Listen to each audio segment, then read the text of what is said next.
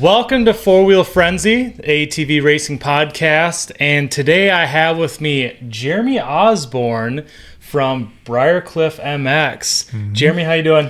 Awesome. Good. Doing great. So I want to bring you on here and talk about a few different things, but the first thing is, how did you first get involved with ATVs and ATV racing?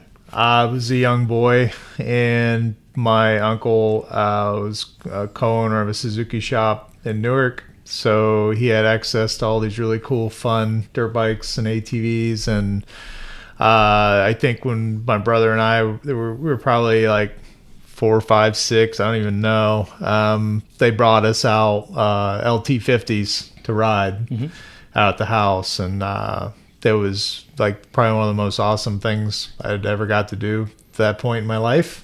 And from there we rode, mainly had trails around our house. There was never a track like what's there now. We rode little four-wheelers and dirt bikes and just things all the way through up till we grew up. So that's just, I don't know, just luck. Okay. Luck of the draw. That's awesome. So, you just kind of stumbled into it, and it essentially took off for you. Yeah, I always really had a fixation or an affinity for riding. It was like one of the most fun things I could think of to do. We ended up racing locally a lot when we were kids. But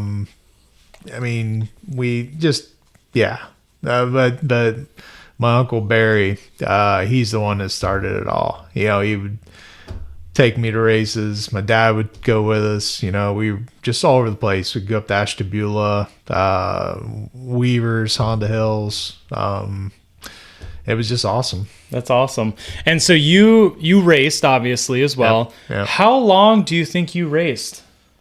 When I was a kid? Altogether? I theoretically still think I'm a racer. Okay. Technically on hiatus. But I started racing in about 19. I think that plaque I got from the Columbus Indoors. I kept this because it said Coors Light on it. Okay. Or Coors or something. Columbus Indoors, 1983, I think. Ran a little LT50 indoors, and then we went to a flat track at Honda Hills. I raced the National Series in 21 and then pressed pause to help Kinsey. I had plans to race a little bit this year, but not really, kind of, sort of. So I don't feel like I ever truly quit, even though I'm on hiatus. Right. So 2021 was the last time you raced? I think so. Okay. Unless I'm forgetting one, like a local. Maybe I ran a local. Maybe. 22, 23. I don't even know. But for sure I raced 21. Okay. So from 83 to 21, whatever that math is. That's pretty good. It's not bad. Yeah. Pretty okay. But and so did you race three-wheelers as well, or? No, but that first race, I remember that. I didn't even know really what three-wheelers were. Okay. And they ran them in I ran in a combined class with little three-wheelers and four-wheelers at that indoor race. And I was like, holy cow, there's a lot of them and they're fast. They were really fast. I was surprised by that. That's crazy. But I don't know. If I've ridden a three-wheeler, it was very rare. Okay. I don't even remember if I have or have not. It was probably a 350X somebody had in a field somewhere. But no, I've never raced them. Okay. No. Yeah, I wasn't sure. So, obviously you kind of touched base on, Kinsey, who's your daughter. Yeah. Which kind of leads into the WMX class as a whole, and kind of you as a big advocate for that class. Yep. Because I know, the WMX class has always been there, but it hasn't really been up until, the more recent years that there's been a lot of presence around the WMX class. Right. And a lot of that it was just right timing again.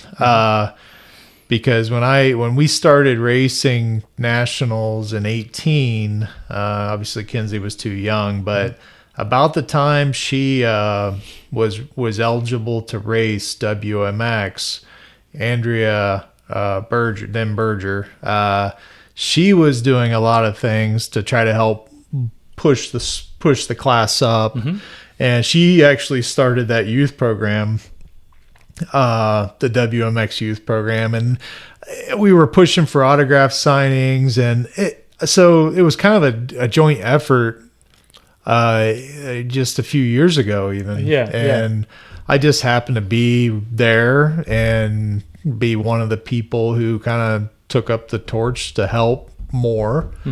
And I think it was good for the class, and obviously my daughter's involved, so I want to help her. So it just kind of fell in my lap, really. Yeah, honestly. Absolutely. Because it seemed like, Kinsey came into the WMX class, and then all of a sudden, you've got WMX class has banners and, like you said, the autograph signing and things like that. Like, obviously, I've seen you being a big part of it, reaching out to people and trying to get some more support to promote the class. Well, what's interesting about that, it mimics the things I do at Briarcliff. I feel like when people see you doing cool things and going out of your way and busting your butt to make things better, they want to help. They just want to help. So, same philosophy with WMX, just really trying to make things better. And then people from aside are like, I want to help you with that. I don't want to do a lot of it, but I want to help you. Here's some money. Go do some things. And go spend it. Go get shirts, hats, go get stickers made, do things. And it kind of builds on itself. Like, you do those things, you do some more things, and people are like, well, that's pretty cool. What can I do to help? And before you know it, it's kind of in motion. But I have noticed the girls class, the other classes that kind of spin off of WMX, the schoolgirl, women's, girls, it has a pretty strong structure. Like, there's good depth, I think. I mean, it goes up and down a little bit, but it wasn't that long ago that we really had a couple classes. And now what do we have, 5? No, something like that. So, and they're fairly well attended. So I feel like the effort there is worth it. It's getting people into the sport. They're seeing it on social media or catching a podcast where somebody's interviewing one of the WMX girls. And little girls are like, I want to do that. So I think it's really cool. Absolutely. And I think it's really cool too, because I grew up with 3 sisters, so I spent a lot of time with girls growing up. I've got a daughter now, so it's really cool to see the WMX and all the women's classes as a whole growing, and I hope it continues to do that as well. But I mean, who else has really helped out with that? To help you. We have a lot of support. A lot of the families who have racers help. We also have some industry sponsors. A big supporter right now is Brick Construction, Floyd Brick. He is, his heart is very big. He loves to help the ladies out. Also, ATV Talk helps with sponsoring the youth bags. Them and JSR kind of team up. And we get the little drawstring bags, which is awesome as well. And I think JSR does a shirt inside, and they got their logos on it. 38 Motorsports is involved. Obviously, Andrea's close to that. Right. Last year, Keaton, I mean, he's done other things, but Keaton did bike stands for every kid. Oh, that's super cool. This year, we're getting into some things that are more like Pinterest and things I'm like, what? I'm like, I think it's cool for the girls, but they're doing some jewelry, some charms. We're gonna have different charms for the podium, and and we're gonna have some charms for just general WMX, and all the girls will get them, and they'll have a bracelet. And It's not really my thing, but I understand it, and I think it's pretty cool. So they're helping out with that. Well, and have you noticed? Obviously, when the riders get that kind of stuff, have you noticed a different reaction between getting something like a bike stand or a piece of jewelry or something like that? I think they're appreciative of whatever it is, and like the bag this year. So we got help from Ian at SSI and. Obviously JSR and ATV Talk and Briarcliff and Jody and Debbie. And so the bag it's the logoed bag, and it has a WMX purple shirt in it. It has a WMX hat. Okay. It has the shirt from JSR with their name and number on it. It has a $25 gift card, stickers, WMX silicone bracelets and swag, and the 38 Motorsports stuff. So it's kind of, I think it's kind of neat. I think little girls really dig it. Yeah. I mean, they're smiling ear to ear in the pictures. Well, that's awesome. With their WMX Superstar. Yeah, absolutely. And I think the big thing with that too is, as you would know as well, as a racer, we're kind of used to not getting anything. Yeah, right. Yeah, so for them just to get something is really cool and far above what it normally is. And I noticed last year we had the WMX socks, which I got to remember to grab that box because we have leftovers out of my basement. But I was going to say, I noticed we gave the girls socks in their bag, and I saw girls wearing them like around the track, like around the pits. Cool. Yeah. Because they were just like race socks, but they said WMX on them, and they were pink and black. And that's those ones from Ian.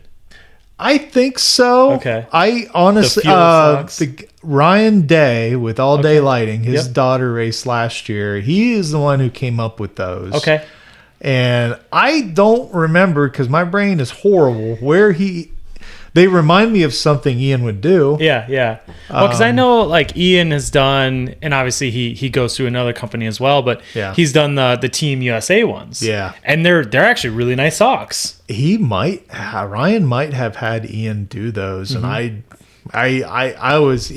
he said, "Hey, I want to do socks. Here's what they look like. Yeah. What do you think?" I'm like, "Good." There you go. Sounds great. Yeah. So I honestly don't know the answer to that, but anyway, when I see the girls wearing those and wearing the things we give them, I know that it's not just that's cool, throw it in the corner. And we give them candy too. Oh, well, there you go. Gotta have get a little sugar high in there. Yep. Post-race sugar high. Yeah. No, I really think it's good. Yeah. I think that it helps. I would love to see that kind of. Originally, when I had more energy, I was hoping that would build into other classes, kind of following that model.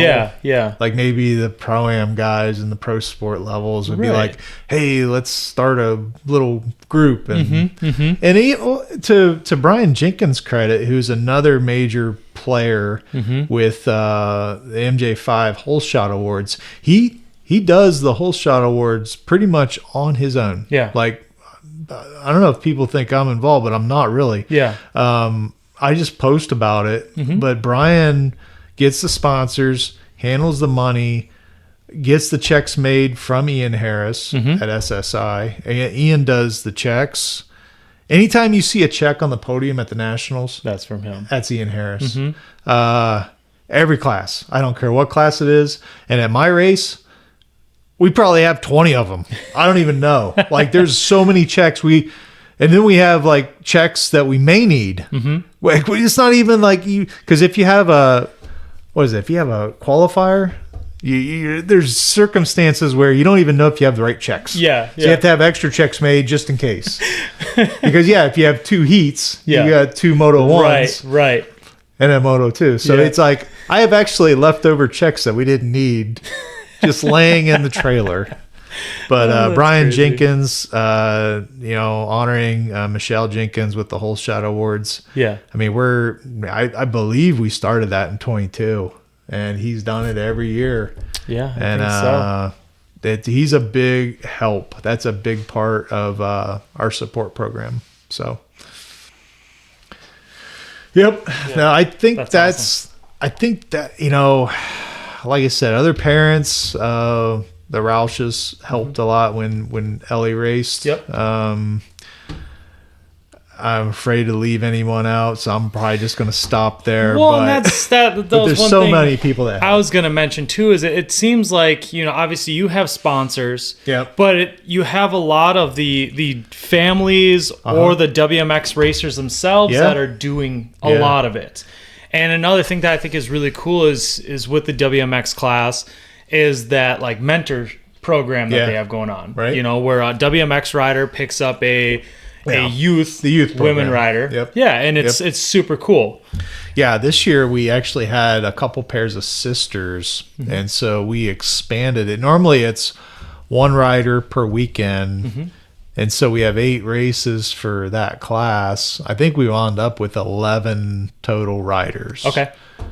This year there were some sisters that we said, well, we really shouldn't leave one of them out. That's not cool. Right.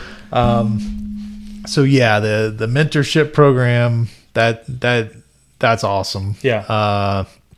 And we get those videos, and it's surprising to me, like you would think, okay, these girls, because we ask them who's your favorite WMX rider, and what's your favorite track, and I hear a lot of names that they're not podium, like weekly podium getters or podium finishers. They're in the middle of the pack, or even some the girls, they don't always pick like the Joel Hetrick. Yeah. They're like, I like her. Yeah. Which is cool, because that's the way it is in a lot of the other racing formats. Is it's not, you know, everyone's favorite isn't whoever's winning. Right. You know, you've got that guy that's 5th, 6th, 7th, 8th place, whatever. Right. That, you know, either that rider did something nice to them at one point, or there's something about them that they like. Click with them better. And that's what I find kind of different about our sport, is it's a little more like friendly. Like, you know, I don't know. That's kind of neat. I like that program as well. Yeah, so. Absolutely. And so then obviously with you doing a lot with the WMX class and being involved with it, probably has nothing to do with the fact that you call the multi-time champion your daughter. Yeah. Well, that's actually like just another like kind of happy accident in a way. I mean, I started supporting that program. I don't know if I call it support or help create or jumped in to help, whatever, but that was before I knew she was going to do what she did. Right. I did it just because. Girl Dad Unite. Yeah. The fact that she won 3 championships was really irrelevant in my decision to help that. Yeah. But she's something. Yeah. Yeah. And I mean, how does that make you feel, knowing that, you know, your kid has 3, essentially the pro women's class championships? It definitely feels good. I mean, I tell you what, it makes me feel slow. I've been on the track where there may be a handful of times since she's become Kinsey Osborn. Yeah. And she just can lay time on me like it's nothing. Right. Like, I'm like, and I actually for a lap or 2 will push, and it doesn't matter. She's like a machine. Yeah. She's just catching me. Yeah. And I'm like looking, you know how you pass like in the same spot, you try to figure out where you are compared to someone else on the track. Yeah. And you're like, wow, she's already over there now. Like five bike lengths further ahead. Exactly. But no, it's awesome. I'm super proud of what she's accomplished. Yeah. I'm just assisting with the machine. Yeah. Which is a lot in itself. Well, you know. Yeah. Being a mechanic, it's a challenge, especially you find they break more stuff the faster they go. Yes, they do. Yeah, and I've told so many people, and I actually get this from a friend of mine, John Stump, but, you know, a lot of times you wouldn't be doing that if you just slowed down. You wouldn't break so much stuff. Yeah. Yep. You know? I'll never forget the first time I saw her jump a double on her DRR 90 at our track. And it was like, I think it was about the same day, I watched her go into a turn, standing up, and then sit down at the exact correct time. Yeah. And then stand up over the next jump. And I'm thought, nobody even told her to do that. Right. And I thought, oh boy, here we go. Yeah. And then really from there, it was like on. Yeah. Like from that point, something clicked in her and she was moving. Yeah. And it's crazy what the kids will do. You know, they'll either pick it up or they'll just get a feel for it on their own. Yeah. Yeah. She's accomplished far more than I would have ever dreamt. Back when we had little DRR 70s and 90s or whatever. Nightmares. Yeah. Little mechanical nightmares. Yeah. I don't know. It makes me feel good. But, you know, I've told a lot of people this. As long as she's wanting to do it, I'm buying the ticket and taking the ride. No, that's awesome. Because at some point she's going to come to me and say, all right, we've done enough of this. Right. Ride's over. Yeah. Yeah. So I'm just gonna keep doing it until it's time for us to step away. Yeah. No, that's awesome. And it is crazy too. You know, it's like you said, you know, you're proud of what she's done and everything. And, you know, I've been passed by Kinsey many times. I've had many great battles with Andrea, and sometimes she wins, sometimes I win. It's just you can't knock down the women riders because they have speed. They're fast. And even back kind of in whatever you want to call it, my day, back when Angela Moore raced and Heather Bird, the same thing. They were like they were fast. They were fast. Yeah. And they didn't take anything from anyone. And yeah, it's like somebody was A-class competitor who will remain nameless. He's like, I don't want to get beat by Kinsey. I said, do you really think it's a knock to get beat by Kinsey? Right. I mean, come on, dude. Right. Like, I wouldn't look at that as a negative. No, exactly. Exactly. Yeah. You know, but so, I mean, obviously, yeah, there's all that you've had going on. And also at the same time, you know, you are a track owner. Yeah. You know, Briarcliff MX in Ohio. Yep. Tell me about that. How did Briarcliff MX become what it is? Where did it start? Well, theme for the day is right place at the right time and kind of lucky. And I've always said I'd rather be lucky than good, but I prefer to be both. But in this case, we were a buddy of mine, Mike Goslin, and we were going to Beans Road Raceway back in probably about 03. It had to be because I think August of 03 is when we started clearing, but we were at either a practice or a race. And Michael, he'll call me as soon as he hears this and clarify. But we were on our way back, and he just looked at me and he goes, "Man, I really wish we had a Beans closer to the home." Yeah. Because even though it was like an hour and a half or hour, 2 hours, it seems like nothing compared to what we drive for nationals. But it was like he was like still like, "Man, I really wish we had something closer to home." And I'm like, I said, "Well, we got like some property, you know, you got a bulldozer, like." Bring it over. Yeah. So he did. He brought it over, and we cleared the outline of the track. I remember I had like this orange-handled shovel, and this is before I even knew how to run any. I couldn't even drive a tractor. Like literally had never driven any equipment at all. And I'm just walking through the woods holding up this shovel, and he's clearing an 8-foot wide path, and that was the original outline. And then I had more people jumping in to help, and Mike still comes out and helps to this day. That's awesome. And then finally, it took us because it wasn't like I had a ton of money or a ton of resources. So it took us a couple years to get it okay. Yeah. Now we can probably have a practice or something. So that's how it began. That's crazy. And so when did you actually open the track to the public? So we had our first public event the beginning of October 2005. Okay. So it's kind of a couple years before. It was, yeah. Yeah, it was. And so, yeah, I remember, oh my God, we were so not ready. We had this I want to say it was like an old Ford water truck with a 1,000-gallon tank, and we actually had either somebody walking behind it with a hose, or it was so laughable at this point. But we were learning.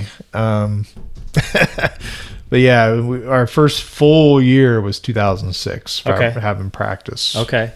And then, so 2003, you start. 2006, you're kind of opening up for practices. Yep. When was the first race at Briarcliff?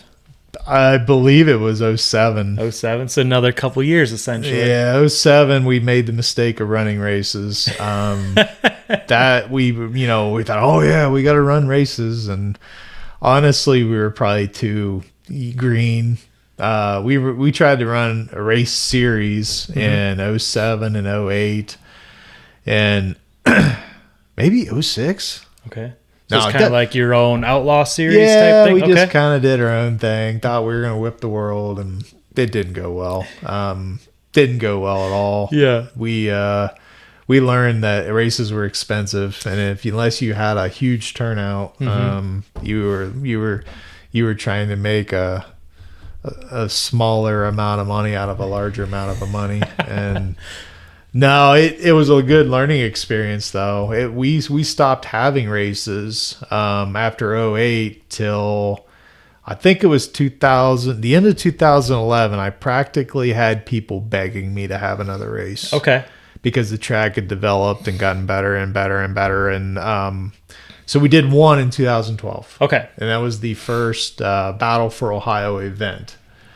And I think we had about 455 entries. And we were like, all right, this might be okay now. But what I learned from that, and what I try to tell guys opening tracks, take the time to build your popularity. Build your group, build your crew, do stuff. Running practice helps you get ready to host races. It doesn't get you ready, but there's a lot of things that helps you, and you've got to have a good following so that those people you have a chance to draw from them to have race events. If you just say willy-nilly, I'm going to run a race without any type of audience or support. Right. You don't have that, client base established, essentially. Yeah.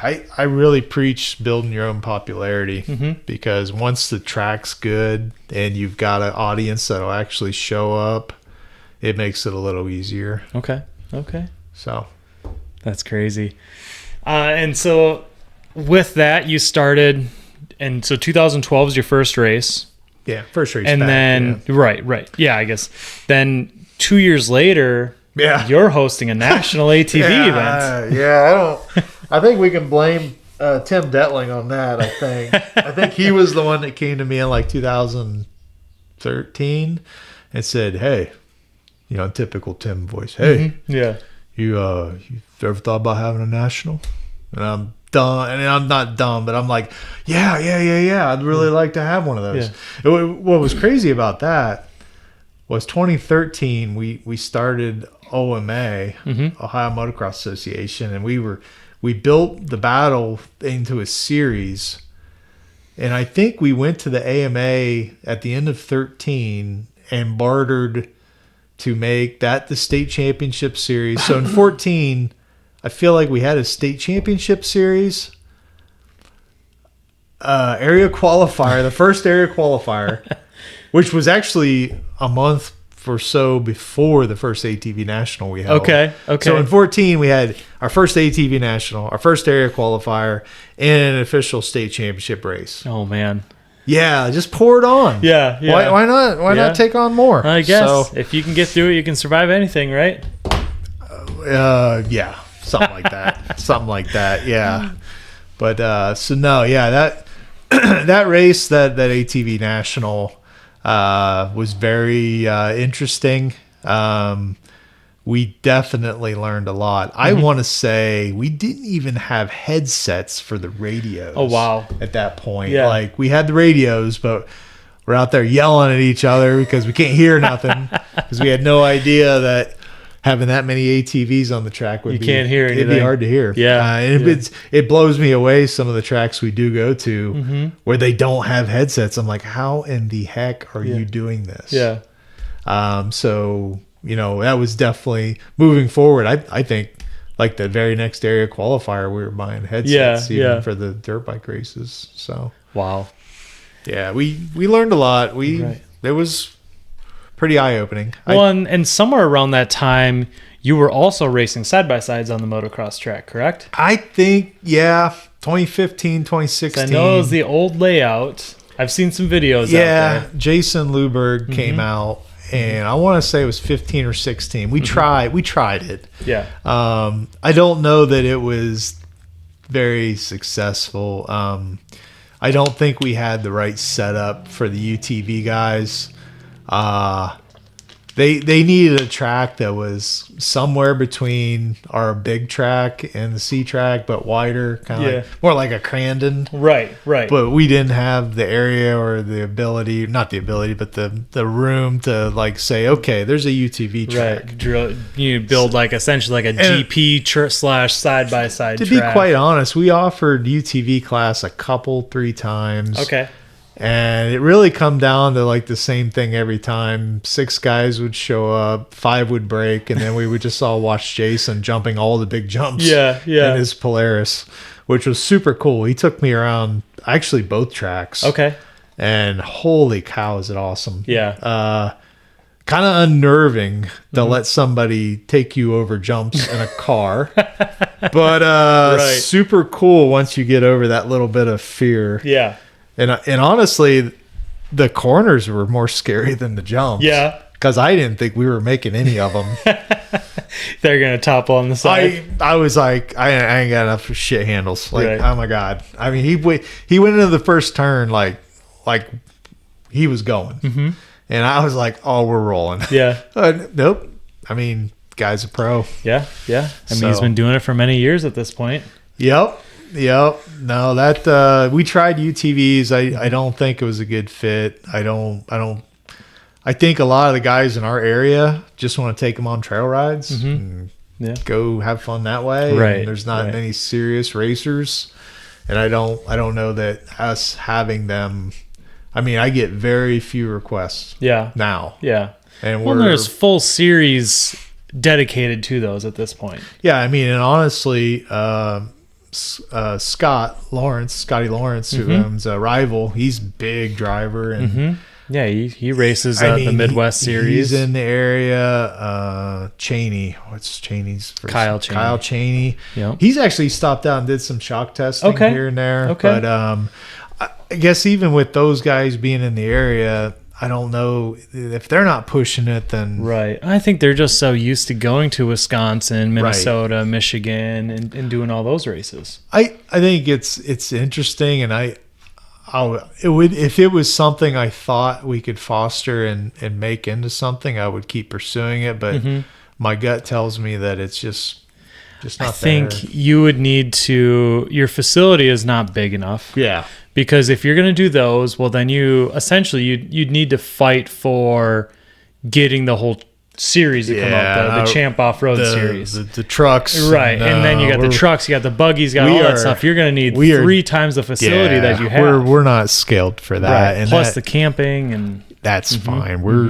I think we're fine with our little area we got now, and I'm fine with that. But and that's a whole another thing. If I feel like if I were to venture into that realm, I'm the kind of person I want to know a lot about it. Right.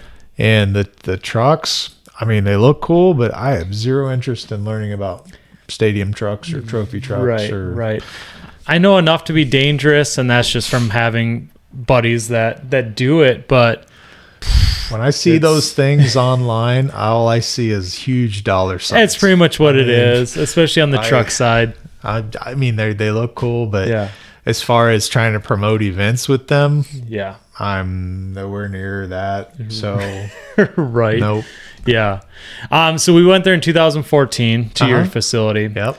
Then we, and I know it was a bit of a learning experience for you on a lot of parts. Yeah. Yep. And then we didn't start going back to your facility again until 2021. Yeah. 7 years. I forget all the days and hours I had listed on my social media posts, but yeah, 2014, It's tough because I think we did a lot of things well, and we did some things not as well, and we needed to improve. I mean, you always need to almost improve everything, but I feel like compared to other tracks I've been to, I think we did a lot of things satisfactorily.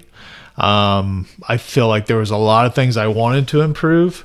Unfortunately, the series felt like we were not ready. Yeah. So even though we ran area qualifiers that whole time, all the way through to 21, that we could operate, we could run dirt bike races, but not 4-wheeler races. Yeah. So, well, and I feel like it's so weird with the ATV racing. It's like you throw a new track in there that has some technicality to it. You know, it's actually technical, and you need to think. You get a lot of crashes, you get injuries, you get all sorts of things. The thing I remember most about some of the negatives for that event was some of the guys, not all the guys, some of the guys racing felt like they should be able to run the track wide open licked the whole time, and that the track should not prevent them from doing it. Yeah. There should be no judgment on their part to let off, check up, slow down, nothing. Just if you can't develop a track for me to ride my 4-wheeler at 10,000 RPMs in fourth gear everywhere, then your track's no good. Right. So honestly, that's led us to, I hate to say it, but kind of dummy down the track. You know, the track's not technical at all. Yeah. Really. Yeah. The technicality we try to introduce now is in the form of turns and sand sections and split lanes and decision making that way. Things that if you mess up on it, it's not as much of a painful situation. Yeah. It can be, but a lot of times you're probably just going to go over the bars or something like that. I also feel like it's not just the riders doing some of these. I feel like some of our horsepower has gotten a little bit over the top. And that's bikes too. I think the machines honestly probably shouldn't be at 450 cc's. I mean, we're building things so to build a track that works well for a 450, it's like you look back 20 years, there's jumps that it would have been like pro only 20 years ago. And now B guys and A guys are jumping them. Right. And it's like, what the heck, man? Exactly. So I feel like the power is definitely up, way up. And it makes it really hard to build a track that's suitable for 70s, 90s, 150s, all the way up. 250s, and then you got 450s, and they just got so much grunt. Yeah. You know, compared to the 250R days when you actually had to use momentum and not make a mistake as far as losing your momentum and throttle, or otherwise you weren't going to make it over a jump or something, or not be able to try it. And 450s, you can be like, oh, I screwed up. I'll make it. All right. Right. It's just the powers. Yeah, they're so much easier to ride than a two-stroke. Two strokes, you had to actually have some real skill in listening to the RPMs, knowing what gear, when to be in it. Right. Just all of that riding technique I think it's pretty much gone as far as adults. Kids obviously still have it with the minis. Yeah. But as far as an adult goes, and the only time you're worried about the RPMs is if you're bouncing off the rev limiter and you forgot to shift. Yeah. I mean. Right. Yeah. And I mean, you obviously, like, one thing that I remember about your 2014 National was, I was working for Root River at the time, so I wasn't riding there, but I remember looking at the track thinking like, oh, this looks really fun. Yeah. But then after the fact, you had 90 races, you had side-by-side races, you had a lot going on outside of things, and I think that's one big thing that's helped you succeed, obviously, especially on the quad national scene, is you always try to find something that's different to keep people entertained. Yeah. Which brings me to, the 2024 National, where you did by far, at least in the last 10, 15 years, the #1 quad national race. And that was when you brought in the Legends and did the Legends race. Yeah. It was definitely a highlight. I only wish I would have found some people to do my job more so I could actually stop and talk to guys. Yeah. It was pretty cool. I don't know. Yeah. It was pretty awesome. It was super cool. Yeah. And I mean, obviously, well, what made you think about that, first of all? Well, the idea wasn't mine. TT had done it back in the early 2000s. Okay. And I remember I didn't attend that, but I had seen it online. Yep. And I thought, that's pretty cool. I wonder if anybody's ever going to do that for ATV Motocross. Yeah. And time goes on, and I'm thinking nobody's ever going to do this. And actually, when we got our national back, I was thinking, I really want to do this. Yeah. But I didn't feel like our popularity was there. I didn't feel like people would take it seriously. I mean, in 21, we were the last race on the series, and people criticized us. You're not Loretta Lynn's. And I thought it was super cool when you did that. Yeah. You're not Loretta Lynn's. What do you think you're doing? Right. And now it's like, oh, yeah, you need to be the last round. Yeah. So the timing wasn't right yet for us to throw that idea out there. And then Wes Miller did his Huevos event, I think at the end of 22. End of 22, yep. So he did that, and I was like, all right, if my national goes off awesome at the end of 23, 24 I'm doing. I'm pulling the trigger. Yeah. So 23 national I thought went pretty well. People were pretty happy. They were like, oh, man, this is awesome. And so I think it was around Christmas. I'm like, I'm going to message Shane Hitt. So I sent Shane a message, and I said, hey, man, if I have a Legends race, will you come? He goes, oh, yeah. Yep. What do you? Let me know what you need. Yeah. And honestly, between him and a few others, it kind of just snowballed. Yeah. I mean, it kind of took on a life of its own. Yeah. To be quite honest. Well, I mean, it's super exciting, and obviously Shane Hitt is one of the perfect guys to get involved. With it, because he's enthusiastic, and I feel like he's almost down for anything when it comes to a race. For sure.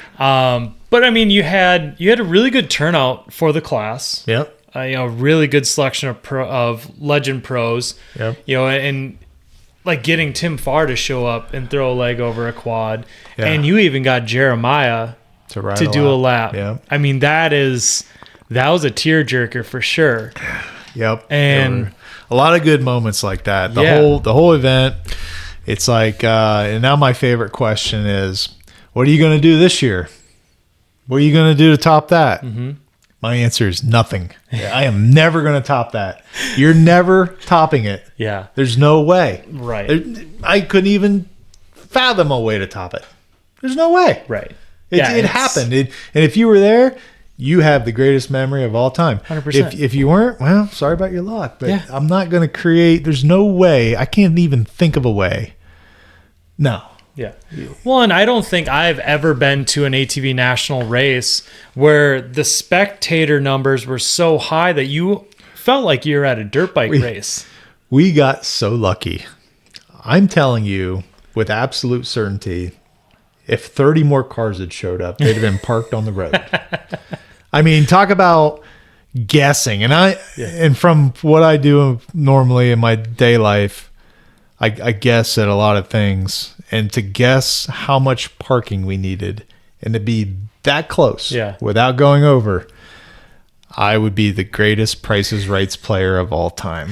So all you needed to do is post it to one more Facebook group, and you would have been over full. It could have been Billy Joe told her other 10 cousins, and I'd have been sunk. Yeah. But, it worked out just right. Like, it couldn't have worked out a whole lot better. That's awesome. No, I like I said, luck and timing. That's a lot of it. Oh yeah. No, that was a very cool event, and I'm glad you did that. And I hope we can do something like that again in the future. Yeah. With a new, obviously, it'd be really cool if we can get some of these guys that came to this one, if they're still willing to throw a leg over a bike in say 10 years. When the event happened. I had a lot of people saying, do it again, do it again, do it again. I'm like, it'll lose its specialness. Exactly. I'm not doing it. I said, if I do it, I'll do it one more time, maybe in like 20 years. And now I've semi-caved into maybe in 10 years. Yeah. Well, and I think if you did in 10 years, that's a new class of legends that could come in. I mean, there's 3 guys right there on the row in posters that may not be racing in 10 years that would be willing to do it. Maybe. Yeah, we'll see. I'll gauge it as we get closer. But I have other ideas I want to do. I want to do a girls legends race. We're probably going to call it something other than legends. Right. But I want to do that. I didn't want to do it this year because I didn't want it to be the follow-up to the legends. I didn't want it to be like second fiddle. Right. So I want to give it a few years. Yeah. I like to do that to give the fastest ladies their chance to ride. Yeah. Well, it's been a while since a lot of them have hit the track too. Yep. Yeah, that's an idea. I got some other really crazy team race ideas. I don't really want to get into yet, but you've got a few ideas that I've heard that sound awesome. Yeah. If they can get implemented and all the small details get figured out. Timing. Exactly. And that's a huge part of it. I usually cook up like 5 or 6 good ideas and just let them simmer back there until it's like, okay, you're ready. Throw them in the crock pot till they're ready. Yep. There you go. So, you track owner, racer dad, you've got a day job. Yeah. And you are involved with the AMA and a little bit and some of the series coordination. I've been doing more and more of that, helping MX Sports with some of the coordination, rules a little bit, schedule a little bit, race orders. Unless you're last, I didn't do that. So I've been helping more and more with that stuff. I definitely spearhead a lot of the banquet. As a matter of fact, this is hilarious. This is the kind of world I live in. Is the banquet date set? I know last year you had the date loaded early. Trying to plan vacations and stuff. No pressure. We're one round into amateur racing. So, but yeah, I do handle, I have a lot of help there. Debbie Bartosik helps. She's the one that kind of handles all the funds through 88 Live to Ride. Yeah. And I have other. There's a lot of support. It's a whole other group of support there. But I'm kind of the one that pushes it along. And makes the banquet kind of happen. I guess I'm the glue. Yeah. The glue of the banquet. So there you go. Well, and it's you mentioned on some of the rule stuff too, where it's nice that you're involved with that as someone that knows ATVs, because when it comes to especially the AMA and their rules, they don't really have a clue what's going on when it comes to ATVs. The biggest misconception I see is the AMA has rules for ATVs, but the nationals are really governed by a set of supplemental rules. So the series, the series has created supplemental rules to kind of help fill in the gap. It's the gap between AMA's view and what we as racers for the national scene are kind of looking for. So a little bit of a difference there. I don't help the actual AMA with any of their rules. Just the series supplemental rules. Right. Yeah, because the one thing that really comes out to me when we talk about rules was, one of the best classes that I feel like we ever had with the stock classes. That the AMA came down and slammed their rules down where it was like, it has to be same year, make, model. Yeah. Well, let's see, when did we kill that class? In 22? Was it last year that? I think in 2022, and you've got guys running 2009 to 2013 YFZs. Yeah. You can't get an OEM exhaust for that year machine, but you could get an exhaust for a newer one. Right. And same thing came, obviously the big stink with it, if people don't know, was, camshafts. Yeah. I know there was I think the 2009 cam was, 2000 was well the hot cam. if you threw in I always go 2008, but either a carbureted YFZ or the dirt bike of that year, those cams drop right in. Yeah. And it's really close to throwing like a stage 2 hot cam in your machine. Gotcha. But it's an OEM cam. Yeah. Well, then you even go to the 09 to 13 versus 14 plus. Mm-hmm. The heads are a little bit better on the earlier models. The cams aren't tuned so much for emissions, so they're a little bit better. The intake tube is even just a smidge better. So it's like all these tricks. There's a lot of different things that I played with. But yeah, there's all that, and then you come in and you're saying like, oh, you can't use this stuff. Right. Well, my quads are 2013s. Right. And when I was running that class, if I would have broke a pipe, well, now I'm out. So it's just little things like that. I like the class. I love that class. I feel like overall it was a good idea. Mm-hmm. Everyone is always asking me, how can we make this sport more affordable? How can we? I said we had it, but we can't do that. Right. We have to go buy all the stuff. Well, and from what I see as well, I can't lie. I was one of the people kind of pushing that gray area in the stock classes, especially with JJ's program. But we're never going to make it affordable. Even if we had the stock class again, okay, you're going to buy that machine that is a little bit more price point, but you're still going to buy a super expensive rig and a truck to pull it because you got to put on that image that you have a lot of money. I think on average, all of us like to tinker with stuff, and we like to 100%. We like to modify, and it's almost like in the DNA of an ATV motocrosser. Yeah, we're so used to spending money. Oh, it's so expensive, but we just can't help ourselves. Yeah, we had stock classes, but I wouldn't say they were performing poorly. The pro class was okay. The amateur classes kind of petered off at the end. Yeah, they kind of faded out. And I think that's where the axe came in, is that the amateur classes weren't getting huge numbers anymore. And honestly, if you look at the amateur classes that are labeled production, they're not. I don't feel like they're as competitive and as fast as take A class 450A versus production A. Yeah. At least last year, 450A was not far more, but more competitive, more. It was more of a dominant A class than production A. I don't know why we can't just say, hey, let's all run stock bikes. Yeah. I think a big thing, and it stems from what I see, it stems from the C classes.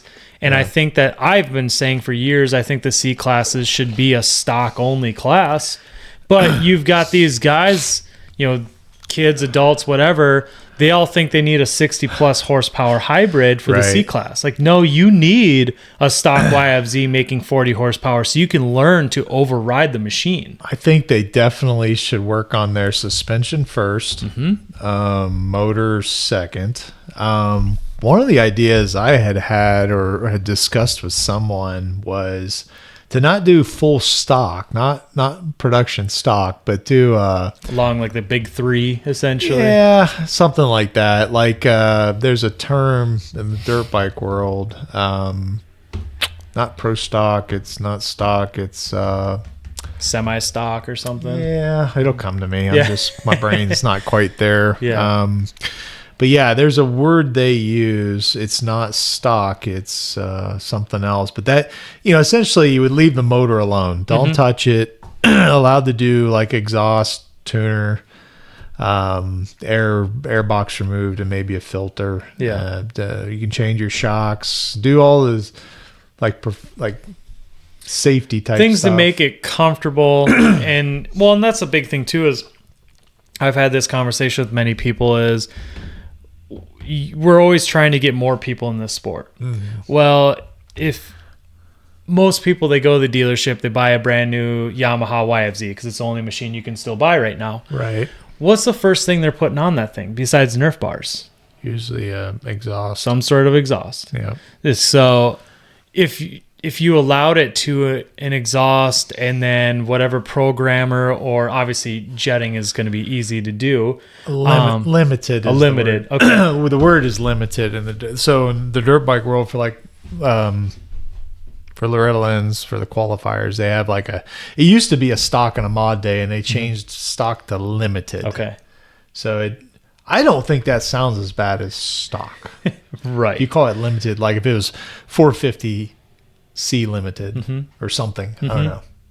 Well, you look at a lot of different sports, and yeah, there's not really a stock. Drag racing has pro stock classes and stuff like that, but you see limited and a lot of stuff like that. Street, where, well, even someone indoors here, they've got your trail classes, woodsman, yeah, things like that. Yeah. So there's a lot of ways. But even if they were to come out with classes, well, now you need to get the numbers in there. It's same thing when they did, the full series had a vintage two-stroke class. The same thing when we had your warrior class. It's right.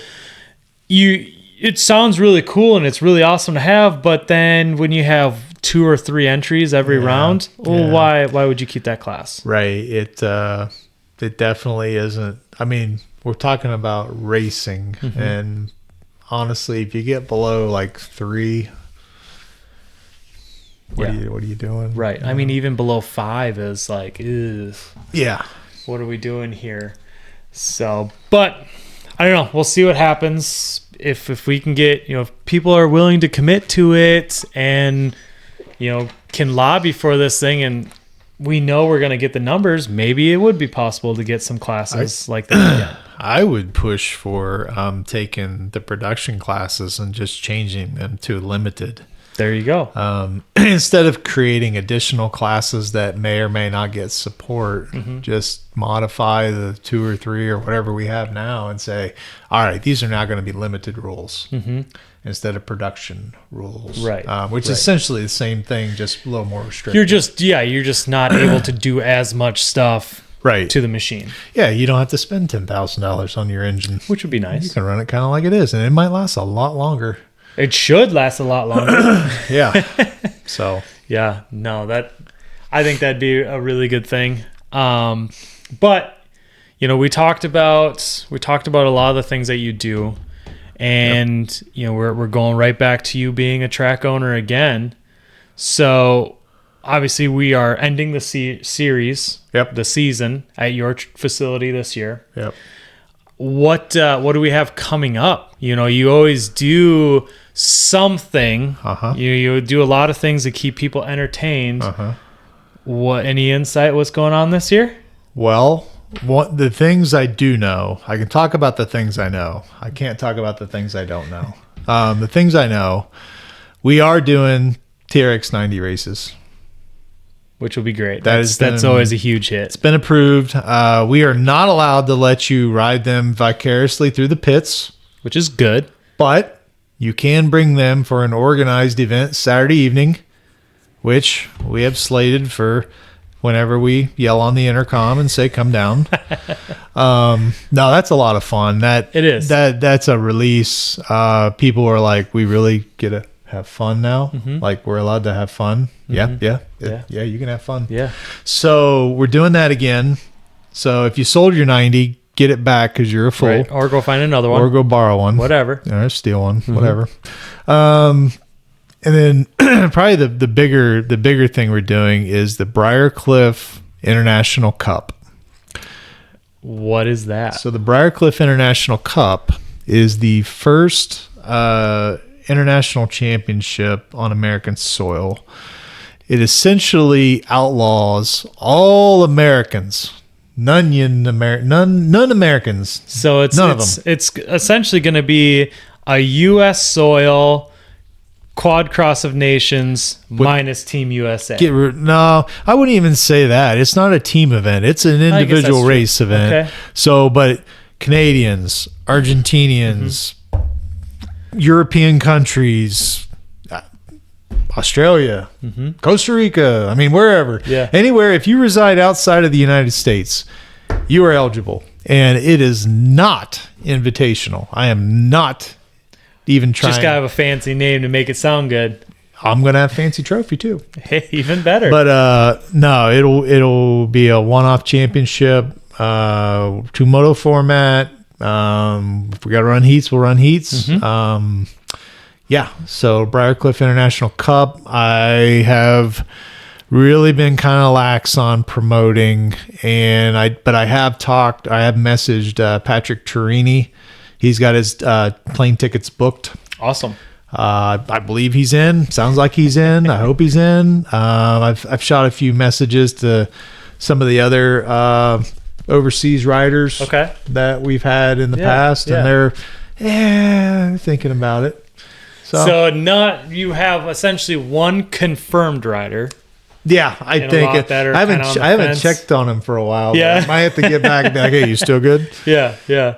Well, and it would be cool because we've had a lot of foreign riders come over and race in the past, and it'd be cool to get those guys over here again without having to commit to a full season. Yeah, and without getting them to commit to the pro class. Right. You know.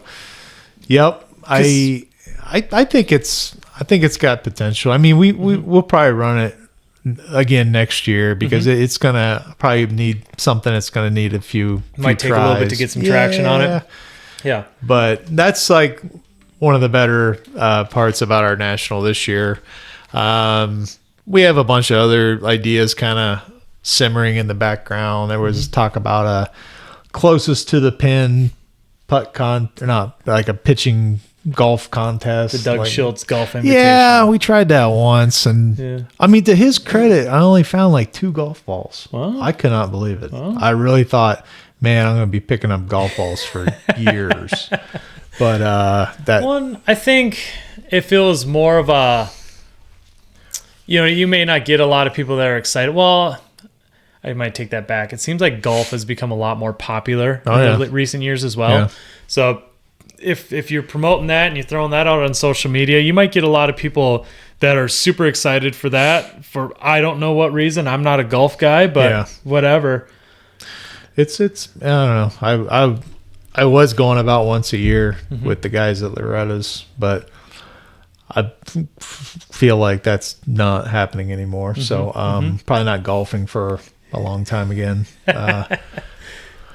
But yeah, no, and we also have 88 Live to Ride auction. I don't know how big it's going to be. I do know we are planning to do something. We obviously don't have a 100-foot by 150-foot amphitheater shelter, so we might have to play that by ear with the weather. But I do know Debbie wants to do something. I actually threw out, why don't we do it at the banquet? But that's going to be Friday night like usual. I think so. Because what if you were to do something, because if you had, I don't think you would necessarily need a shelter as long as the weather's nice. That's just it. That's the gamble. But what if you're even to do something where you didn't prep the whole shot? Yeah. And we did it out on the whole shot.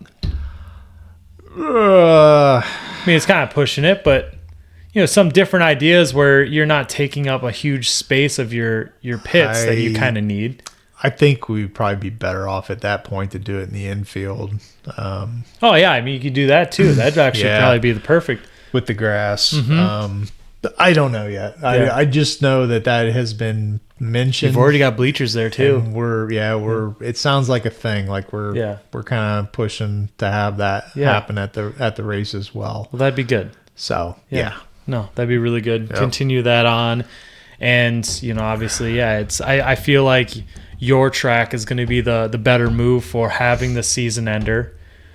Just because you do a lot of things, you try to keep people entertained, and that's one thing that my family and I always love going to your track for the national because there is always a lot of fun things going on. We're also planning to have moto tees. We're the one event they want. I saw that. Yeah. So I'm not sure. I guess I might have to coordinate with anyone else as far as riders on shirts. Yeah. But, not sure who we're going to put on. Right. Well, and that's a big thing too. Like, I'm not going to lie. Like, my wife Courtney and I just had a conversation when we saw the post about it. As let's say you're a rider in the pro class, and this was, you're used to always being on a t-shirt. Right. This was your last year, and now you find out, oh, we're not doing shirts at almost all of the rounds. Yeah, I feel like from just the texts and different things I see, I think Bud's Creek is going to have a shirt. Okay. I think Matt Walker had a shirt, but nobody knew, or very few knew about it, or didn't know where to go because they didn't see the big rig. Yeah, yeah. I think I'm almost certain that Jeff Cernix will have a shirt. Okay. I think so. It's just going to be more so figuring out where they're going to have that for sale. Yeah. And yeah. But I did speak with the owners of Moto Tees, and they want to come out. So that's good. We will have an event shirt or shirts. The Triple Crown. We're the last Triple Crown. You are the last Triple Crown. That's right. Yep. Yeah. Triple Crown. Yeah. So that'll be exciting. First ever. Like everything in the world, you learn from the first go round. Yeah, so. And I mean, obviously, we're one Triple Crown event in already. Yeah. And it didn't really stir things up as much. No. But hopefully the riders figured out, like, oh, I need to ride differently for that event. And I think there were some concerns the riders had in the winter when we were discussing the Triple Crown that we probably could relax a couple things and make it a little more exciting. But it could be for next year if they want to continue with it. Yeah. So yeah. And like I said, we're one event in. It's hard to gamble at it, try to say what's going to happen. And we've got 3 more. The thing about the Triple Crown that I saw that I don't know if anyone just hasn't seen it or it's just not as big a selling point as I thought it would be. I thought we would have some Pro-Am guys that are like, oh, I only got to run 3 races to be in this series of pros. Right. I don't have to commit to 10. Yeah. I thought we would have more guys run just the Triple Crown. Yeah. Well, I think we had a lot of people that didn't really understand that either. Didn't realize that the Triple Crown, and honestly, I don't know if anyone else really knows except for the pros right now, that the Triple Crown is its own series within a series. Right. So, yeah, I mean, like you just said, you can hit the track 3 times, and it's essentially 3 Pro-Am motos. Yeah. It's similar to that than 2 pro motos. That's the way I viewed it. I was like, oh, this has got some crossover. It's kind of cool. I think some of the faster Pro-Am guys might just throw their hat in the ring for these 3, right, and run them and be able to say they ran some pro races and not have to commit to all of them. Right, and at Deckers it was nobody else. Yeah, it was well, maybe when this comes out, people will realize that and things will change. But I feel like also your Pro-Am guys. We've got 2 guys this year that are going to be running Pro-Am and Pro. With Joey and Jaden. Yeah. And then you've got pretty much everyone else that is running Pro-Am and Pro Sport. Right. So you'd have to have somebody that's willing to be like, all right, I don't care to run Pro Sport. It's just for extra seat time or whatever. That's true. Pro Sport and the Pro class would be a pretty tall order, especially if in that pro class you're running 3 motos, even if they're shorter. So I guess I could see that. But yeah, I mean, if you're willing to give up Pro Sport and run just the Triple Crowns and Pro-Am, that could be a gigantic class. Because look at where I know Georgia numbers were down a little bit, but your Pro Sport and Pro-Am classes for the last few years have been huge. Yeah, I mean, honestly, I'm really surprised by the Georgia numbers. I know not everyone likes sand tracks, but I mean, Matt does an amazing job with the track itself. Yes. when we pulled in that place, the track itself was all shaped. The back of the turn, everything was shaped like fresh looking. It looked like a video game track. It looked beautiful. It looked like they had just touched every square foot, or they just did like some sort of promo shoot for it. Something. Yeah. And that to me is what I look for in an event or a track. Is I want to go there and I want to know that, okay, this guy's been working on the track. He's got this sucker dialed in. Whereas you go to some places and you're like, oh boy, that's the same bump that was there last year. Yep.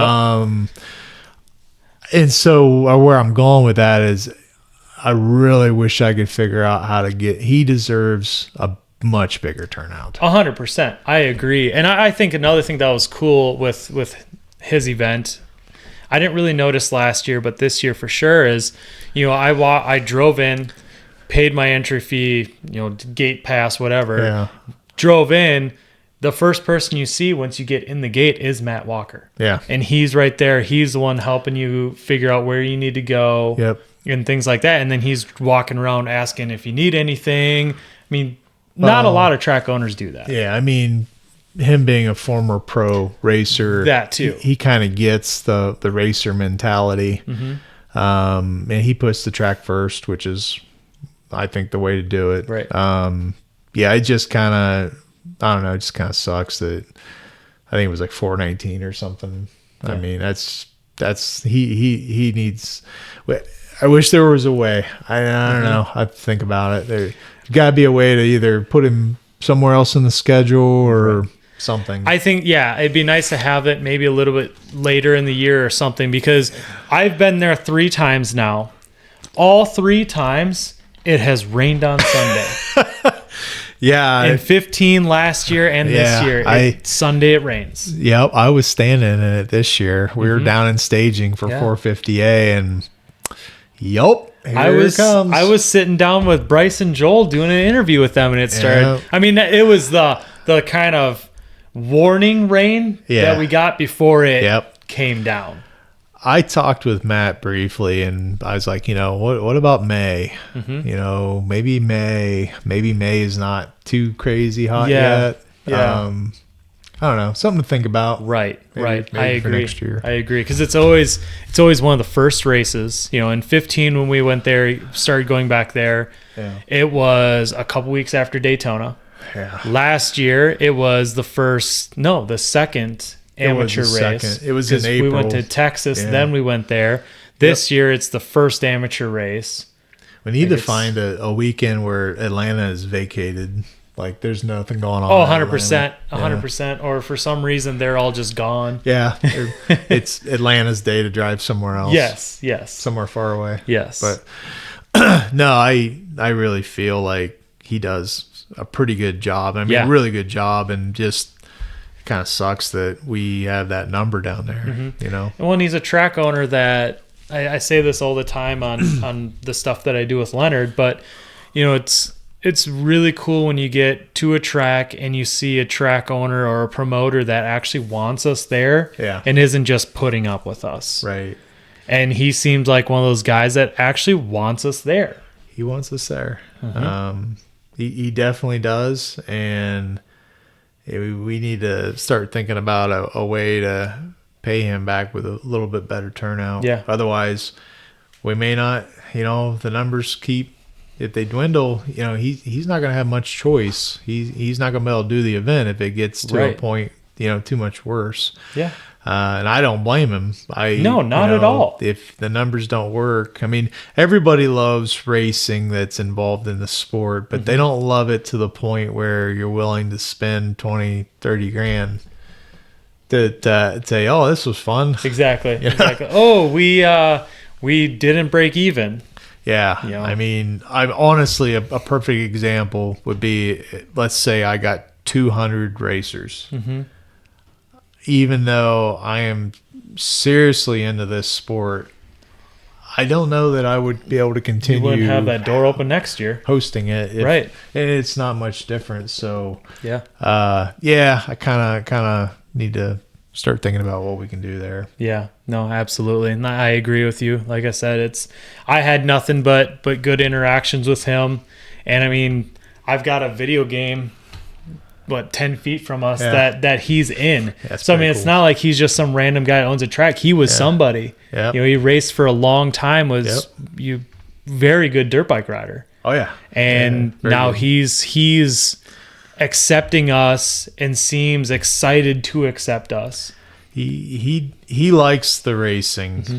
He admits it's. I've heard him admit it's different, but he said, "Dude, guys are just going for it." Yeah, and he really likes that. He likes the mental side of just sending and going and just going for it. Absolutely. And he's a pretty cool dude. Yeah. No. Absolutely. So, with everything that we've said, you've been around this for a long time. You've learned a lot of things throughout the years. So let's say someone came up to you and is just getting into ATV riding, just looking to get into racing. What's some of the advice that you'd have from them, from where to start, what machine to get, anything? I would find a machine that parts are readily available. Obviously, right now the Yamaha YFZ 450R probably has the best parts availability. Some of the Honda stuff, I don't think it's like going away yet, but it's not going to be far along. Right. And luckily, there's a lot of those out there. Yeah, there's a lot of them out there. But I would start with a machine like that. Leave it mostly stock. Change a few of the basics, safety related things, and go ride. Ride a lot. Ride as much as you can, and don't feel like you have to go race nationals. Race locally. Find a GP to race a county fair. Try the different things that you can explore locally before you venture off down the highway and start driving all over the country. Well, I think that's something too, is you try anything. Just find a race and enter it. You may want to start with motocross and think that's where it's at, and then find out, cross country or TT is what you really want to do. I mean, honestly, I think the easiest thing to get into right now is GP racing. Norm down at Fast Tracks in Southern Ohio has a GP series that is very popular. And it's kind of like a mix between motocross and trails, but it's mostly trails woods. But man, it's like you can kind of go there on pretty much a stock Yamaha and be competitive. Yeah. I mean, you got to change a couple things, like the big three, maybe tires, I don't know. But it's minimal like money to get into it. Right. And they're a 45-minute race one time. You go there, you race, and you leave. Yeah. That's it. Which would be nice for a lot of people, especially if you're at the blue collar level or just somebody that has a normal full-time job. Right. You don't have essentially 4 days to be away. I'd say like you said, try them out. Try GPs. Try moto. Try flat track. Try county fairs. Try just ride. Find a place to ride. Yeah. I feel like Faircross is kind of like the ultimate. This is where you need to start, because they are everywhere. And if you survive that, you have fun. All right, what's next? It's interesting. There was a point in time where I thought Faircross is, pretty cool. Yeah. And that was a long time ago. And I was like, I just love to ride then. Like ride. Yeah. So if you could race somewhere, I think what I kind of at that time thought was interesting about Faircross was it was at night and it was cooler out. Yeah. And being under the lights, that was cool. But as I got better, I realized the tracks were kind of jacked. And well, I mean, they're made that day usually. It was a little sketchy. What I always liked about them is that you could do good and be like, oh, hey, I just made money. Yeah, I just got a couple $100 for riding my four-wheeler. Yeah. That was always cool. But no, my advice would be ride often. The more you ride, the better you'll get, and you'll get faster by riding with faster people. Yeah, so for sure. Yeah, I think that's some really good advice. And where can we find Briarcliff on social media? We have the Facebook and we have the Instagram. I would just search it. I don't remember. I don't even know what the official names are. I think on Instagram, if you search for Briarcliff, I think it's your name is what pops up with it. I think so. I think it's at Briarcliff MX. It could be. I got it on the fancy phone. Yeah, I don't even know how to work this. Briarcliff _MX is the Instagram. Search for Briarcliff MX and I mean, I don't think there's any like clones like Bip It Up Films or anything. Yeah, I don't think that exists yet. Anyways. Not for Briarcliff, not yet, but there will be now when people hear this. Right. Briarcliff MX. Briarcliff Protocross. Because you got Briarcliff on Instagram, Facebook. Anything else? I don't know. I'm really old school in that way. Like, I don't know that I would even be on social media if it hadn't been for the track. I don't have TikTok and I don't have Snapchat, and I don't really honestly feel they're appropriate for the business. Yeah, so, I mean, those don't really make much sense. I think I technically still have a website. It's briarcliffmx.com. Actually, I know we do because I just updated it. Oh, there you go. Yeah, so we got that. But Facebook is where we post most of our stuff. Okay. Facebook, and now that we got the combined thing, it goes to both. Yeah, so I mean, you got that. Plus, we can promote your daughter, Kinsey Osborn. Yeah, she's got stuff. She got pages and things. And, WMX as well. Yeah, honestly... When we kind of stopped, we put a stop to doing OMA, Ohio Motocross Association. This is the first season without it since 2012. There for a while, I was feeling like I had like 10 personalities because I had my personal stuff. I had Briarcliff, I had the OMA, and I kind of handle Kinsey's athlete pages. Yeah. It was getting to be a bit much. So yeah, I was responding to people in the wrong page. Yeah. And just like, I'm like, oh shit, now I gotta delete that. And so yeah, so I got Kinsey's stuff. And luckily on the WMX side, Michaela Newell helps a lot with that's nice. WMX posts and the page, and she helps a lot with that. So yeah, just another example of how we get a lot of help and people step in, and I'm grateful for that. Yeah. So, well, that's just another thing that not to keep going back to things we've talked about in the past, but a lot of the crew that you get to work at the track on the race weekends and stuff like that, you always see the same faces. Right. And they're always friendly. Right. You've got a good crew around you when it comes to your track. We have the best crew. My crew from top to bottom, I'd put them up against any other track. Like my guys that help me prep, our sign up, our gate staff, our flaggers. I mean, believe it or not, I know a lot of people dog flaggers, but honestly, I feel like I have a good solid crew of flaggers. They are really into it. I mean, they just love racing, and they love being known as one of the guys that helps at Briarcliff. Just top to bottom, we have a bunch of enthusiasts. It's not like, and we're lucky because there's tracks that don't have that to go to. Like they don't, like I just message guys like, hey man, you want to flag? Yeah, I'll flag. Yeah. There's other tracks that kind of like have to go. Yeah, they gotta recruit them from crazy places. Exactly. It's like, whoa, where did you find that guy? Yeah. You remember the guy at Aonia Pass that looked like he drunk 5 cases of Mountain Dew? Yeah. Dude. Yeah.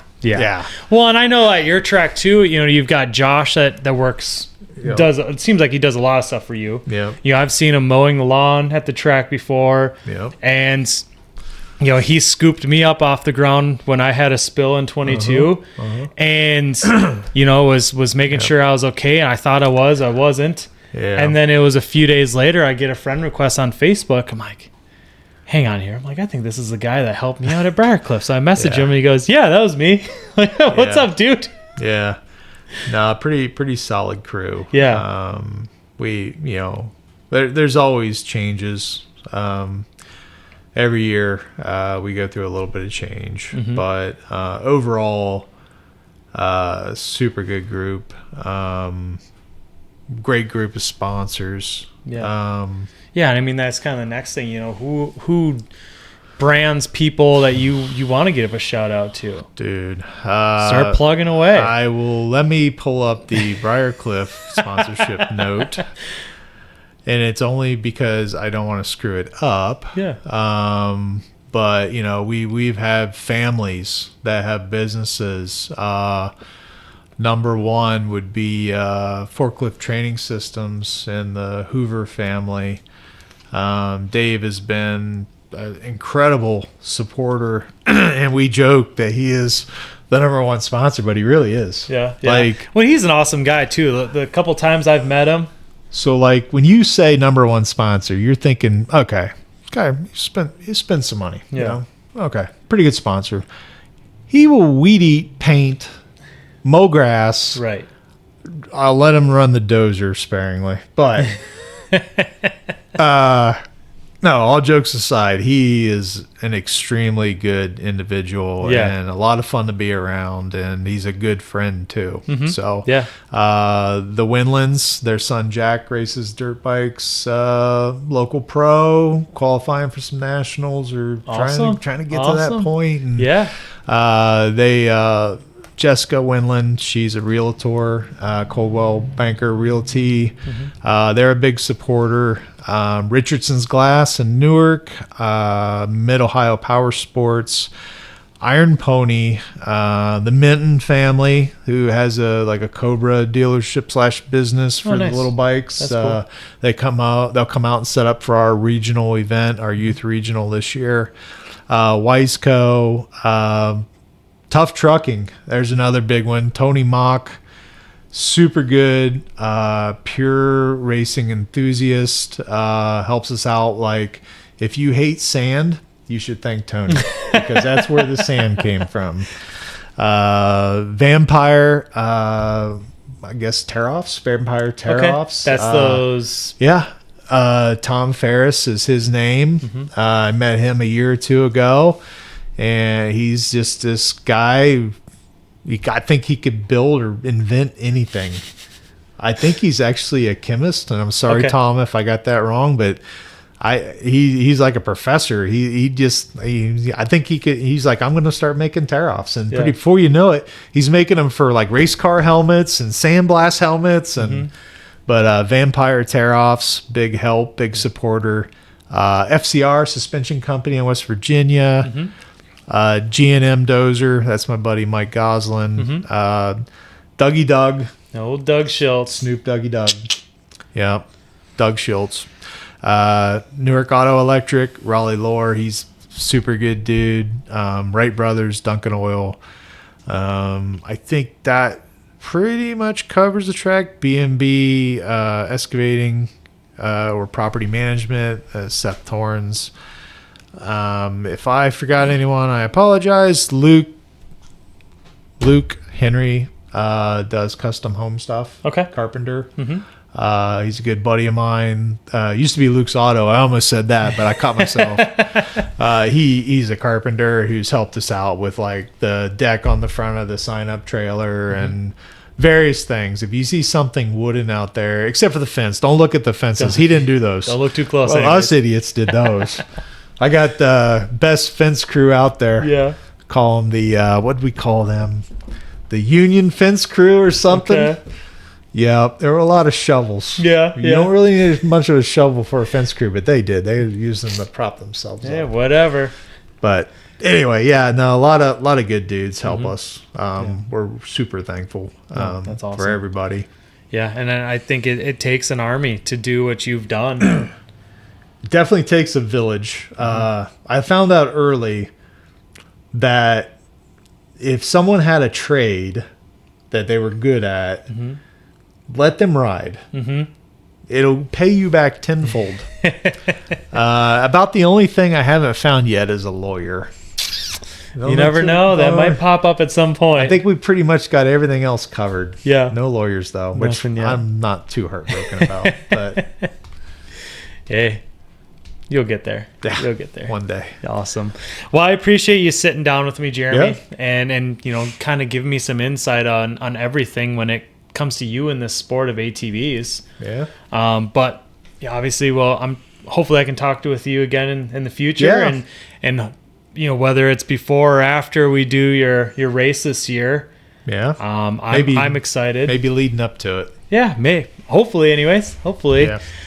But yeah, like I said, I appreciate you coming on, and hopefully we'll talk to you soon. And obviously I hope the best for Kinsey's season this year, and hope the best for your track this year. Obviously I'll see you there as well. Yeah. But no, looking forward to it. It's going to be a good year. I think all things considered, we're lucky we get to have the year regardless of how it really goes. So so it's an exciting thing. Yeah, absolutely. I think we're going to have a lot of fun. I think so too. Well, Tatum wants to say bye as well. So thanks for watching. Thanks for listening. And we'll have more episodes coming soon. Obviously, again, find Briarcliff, find Kinsey Osborn on all the social media. Follow them to see what's going on. And, you know, if you got something you want to hear, something you want to see, comment down below. Make sure you subscribe, and we'll see you next time. See you guys.